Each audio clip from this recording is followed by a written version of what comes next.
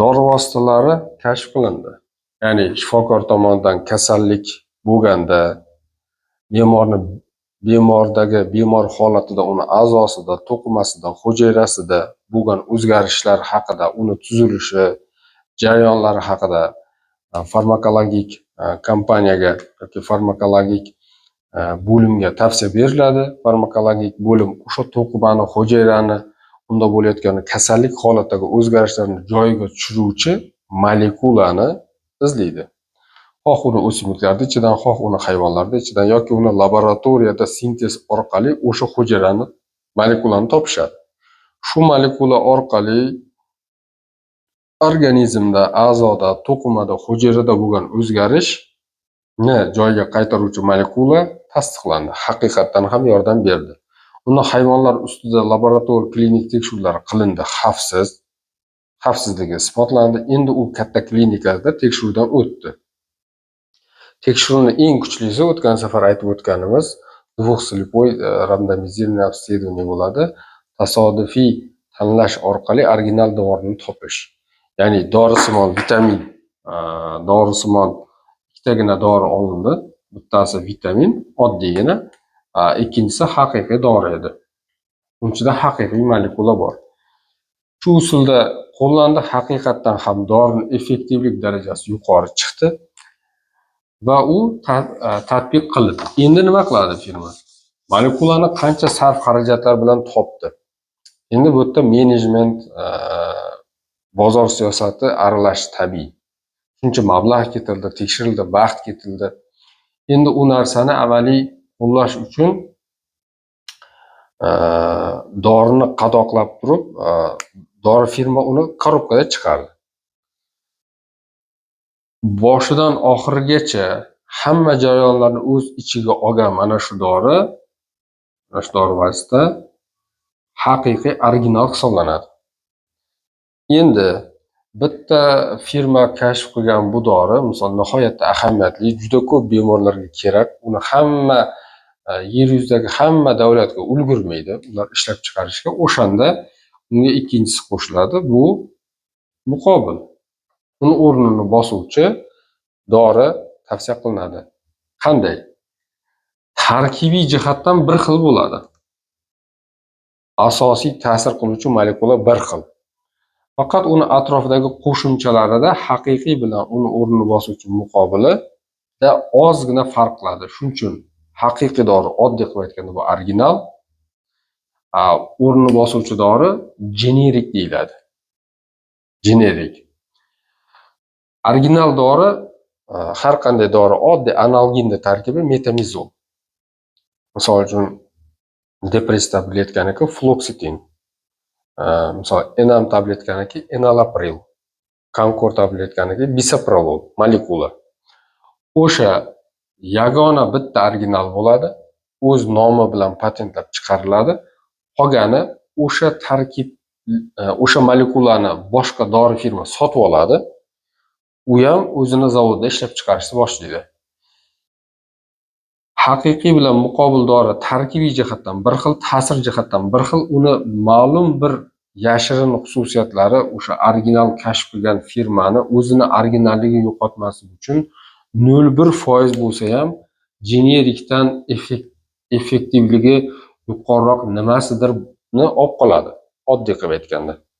Umumiy vazifa bir xil, qisman farq qiladi. Effektivligi ham shunga yarasha salgina farq qiladi. Dori vositasi, ya'ni bu generik dori qay darajadagi firmada, qanday tozalikda, qanday tartibda, qanday dozada qatorlanib, qanday yaxshi chiqarilishiga qarab, u haqiqiy dori bilan original doriga generik dori raqobatlashuvida salkam teng keladi. Qancha zo'r ishlansa ba'zan bo'lgan, original doriga nisbatan generik dori ustunlikka ham o'tib ketib qolgan. Endi uni har xil zavodlar har xil holatda ishlab chiqariladi. Demak, original dori bitta bo'ladi, generik dori ko'p bo'ladi. Misol uchun oddiy ko'pchilik og'riq qoldiruvchi sifatida ishlatadigan dori bu diklofenak natriy. Molekulasi diklofenak natriy, lekin diklofenak natriy nomida juda ham ko'p dori bor. Uni originali bitta, generiklari juda ko'p. Yoki antibiotik, amoksisillin. Originali bitta. Augmentin yoki amoxiclav. Qolgani amoksisillin nomida amoxil bor, amaril bor, har xil nomlarda chiqib ketadigan dorilar bor. Ular generik hisoblanadi va original doriga doim konkurentlashadi va nechidir foizda unga yetadi.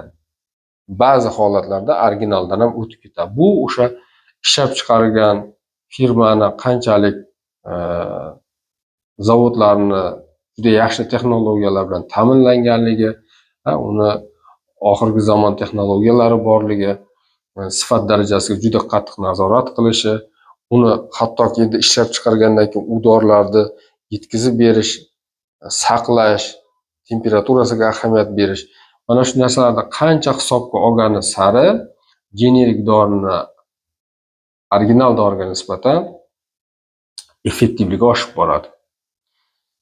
Endi bu dorilarni nazorat qilgan farmakologik nazorat komissiyasi bo'ladi. Misol uchun o'sha eskilardan bor Amerikada bu FDA.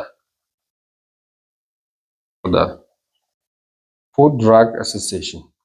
Oziq-ovqatlar va dori vositalari Food Drug Administration. Oziq-ovqat va dori vositalarini nazorat qiladigan bo'lim. Bu dori vositalarini kashf qilib, firma mana bo'ldi, tabletka holatiga olib keldik buni. Juda ham yaxshi qon bosimini tushiradi yoki kayfiyatni yaxshilaydi. Zo'r dori kashf qildik. Uyquni yaxshilaydi, og'riqni yaxshi qoldiradi degandan keyin hamma davlat o'zining farmakologik nazorat komissiyasi buni yana sinchiklab tekshirib chiqadi. Misol uchun eng kuchlilardan biri misol uchun FDA deyiladi. Agar FDA buni tasdiqlasa, approve qilsa, buni tasdiqlasa, bu dorini xavfsizligi yuqori, effektivligi yuqori dori deyiladi. FDA shunchalik qattiq nazorat qilganidan 1930-yildan boshlangan bo'lsa, sudurgiga qarshi dorilar fenetianlar kashf qilinishi boshlangan bo'lsa, birin-ketin yildan yilga sudurgiga qarshi dorilar kashf qilingan. 70-80-yillarga kelgandan keyin tutqanoq xuruji, ya'ni epilepsiya kasalligiga yaxshi effekt beruvchi hozirgi kunda ishlatiladigan karbamazepin, Congulex, Depakin, Topiramate, Lamotrigine, oxirgi paytlarda chiqqan Kepra, levatiracetam tarkibli dorilar chiqqanda Yevropada FDAni tasdiqdan o'tguncha taxminan 10 yil oshiqroq vaqt ketgan. Yevropada dori ishlatishni boshlagan, FDA 10 yilgacha buni tekshirgan. Va 10 yillardan keyin qarasa, haqiqatan Yevropada bu dorilar effektivligi yaxshi, zararli ta'siri ko'p bo'lgani bilan ko'p namoyon bo'lmaydi. Ayniqsa bemorlarda effektivligi yuqori bo'lgandan keyin ham approve qilib tasdiqlab o'tkazib yuborgan. Bu narsani bemorlarga yoki o'zimizni hamkasb yoki tibbiyotga aloqador yaqin paraklinik hamkasblarimizga aytishdan maqsad nima? Original, muqobil, generik, uni bir-biridan farqi, uni har bitta keyin dori kashf bo'lgandan keyin tekshirish. Bularni hammasidan aytishdan murod nima? Hammasidan. Birinchisi, dori vositalarini xuddi shu tizimga o'xshab odam o'zida shuni barpo qilish kerak. Ya'ni birinchi o'rinda ayniqsa bizda psixiatriyani dorilarini uyquga, kayfiyatga, har xil shubha gumonlarga, vahima qo'rquvlarga ta'sir qiluvchi dorilarni sababsiz paydarpay o'zi xohlagancha qo'shnisi tavsiya qilgan, boshqa bemorga zo'r effekt bergan deb turib ichishdan ehtiyot bo'lish kerak. Bu dori xavfsizligi, ertaga zararli ta'sir bermasligi, hozir yaxshi qilib turib ertaga yomon ahvolga olib kelib qo'ymasligini hisobga olgan holatda, ayniqsa psixiatriyani, nevrologiyani dorilarini ichishga ehtiyot bo'lish kerak. Dorilar o'z-o'zidan kelmaydi. Aytmoqchi bo'lgan narsam bu bir. Ikkinchisi, qancha bular tekshiruvlar, nazoratlar dan o'tishiga qaramasdan dori vositalarini baribir o'ziga yarasha zararli ta'siri bo'ladi. Uni ham hisobga olish kerak. Doridan bo'lishi mumkin bo'lgan zararli ta'sir undan bo'ladigan effektdan past bo'lganligi uchun, effekt yuqori turganligi uchun dori vosita qabul qilinadi. Har bir dorini o'zini ichish muddati, o'zini ichish dozasi va davomiyligi bo'ladi. Buni faqat shifokor belgilaydi. Bundan tashqari tavsiya beraman, instruksiyalarni o'sha dorilar haqida yozilgan tavsiyanomalarni o'qib ko'rish kerak. Ba'zan bo'ladi, bemorlar o'qib ko'radi. Antikonvulsant dorilar bor, karbamazepin, Convulix, Tepakin, Topiramate, Lamotrigine kabi dorilar bor. Nevropatik og'riqlarni, ya'ni nerv tizimida bo'lgan o'zgarishlar orqali yuzaga kelgan og'riqlarni qoldiradi. Ba'zan u instruksiyada bo'ladi, ba'zan instruksiyada bo'lmaydi. Uni shifokorlar amaliy qo'llab effekt ko'rganligi uchun, ba'zan farmakologik kompaniyalar ham bu narsani amaliy effektini o'zlarini tajribalarida ko'rganligi uchun instruksiyalarga burchaga yozib ketadi kichkina qilib. Shu paytda ba'zan tushunmovchilik bo'ladi. Dorini asosiy ta'siri bo'lsa, dorini qo'shimcha ta'siri ham bo'ladi. Ba'zan dorini qo'shimcha ta'sirdan foydalanadi shifokorlar. Misol uchun amitriptilin degan dori bor. U o'zi antidepressant. Tushkun kayfiyatni yaxshilash uchun beriladi. Asosiy ta'siri bu antidepressant. Uni qo'shimcha ta'siri bu tinchlantiruvchi, uyqu chaqiruvchi ta'siri bor. Ba'zan emas, shifokorlardan tashqari ommani ichida uni qo'shimcha ta'sirini birinchi o'ringa qo'yib, u uxlatuvchi dori sifatida qo'llanishadi. Demak, dorilarda ikkinchisi ta'siri, davomiyligi, dozasiga e'tibor berish kerak, ko'rsatmalarga e'tibor berish kerak va shifokor nazoratisiz ichmaslik kerak. Endi uchinchisi,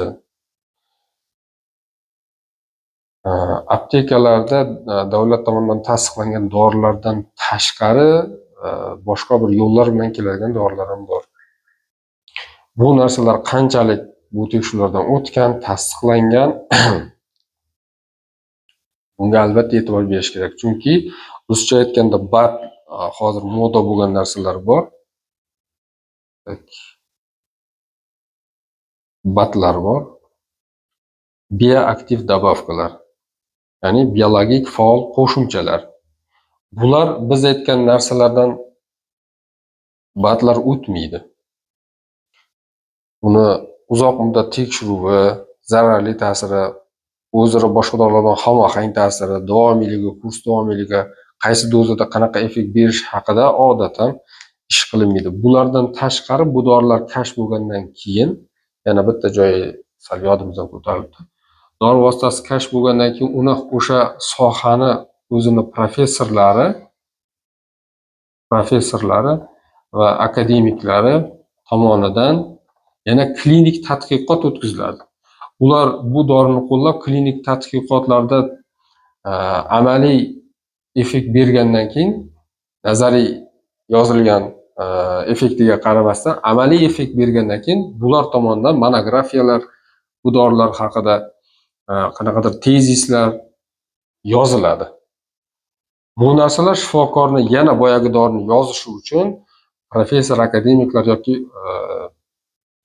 boshqa bir yuqori darajada turuvchi shifokorlar tomonidan, ilmiy xodimlar tomonidan tasdiqlangandan keyin u yana dori yozishga qarab yozish uchun yana bir asos hisoblanadi. Dori vositalarini palapartish ichmaslik kerak, nima uchun ichayotganini bilish kerak, dozasiga qarash kerak va yana oxirgi aytmoqchi bo'lgan gapim, aksar bemorda, og'ir bemorlardan tashqari, og'ir holatdagi, holati kritik, hushida bo'lmagan og'ir bemorlardan tashqari, hushida oyog'ida yuradigan bemorlar, ayniqsa bizning sohamizdagi bemorlarga polipragmaziyadan ehtiyot bo'lish kerak. Dorining ko'pligi uni effektivligini bildirmaydi. Dori qancha ko'p bo'lsa, shuncha yaxshi bo'ladi degani emas. Dorini kerakli dozada, kerakli miqdorda qo'llash kerak. Psixiatriyada monoterapiya degan narsa bor. Biz ustozlarimiz aytadi, eng kamayib ketayotgan narsalar. Monoterapiya bu bittagina dori yozib beriladi bemorga.